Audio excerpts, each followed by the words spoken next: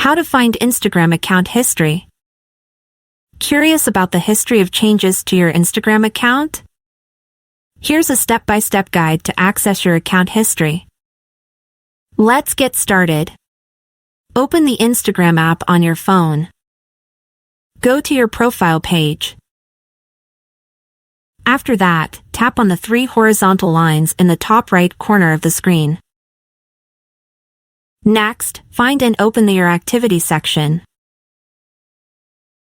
Then scroll down and select Account History. And here we are. Here you can view the history of all the changes you've made to your profile so far. At the top of the screen, you'll find several filters. This allows you to sort changes from the newest to the oldest or vice versa.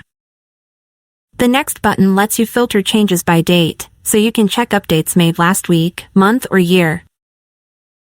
The final filter is used to sort history by update type. Select the fields you're interested in and tap Apply. You'll immediately see the results. As you can see, I don't have any changes that match the selected criteria. That's everything you need to know about your Instagram profile's change history. If you enjoyed this tutorial, give it a like so we know. And if you want more digital tips, make sure to follow our channel.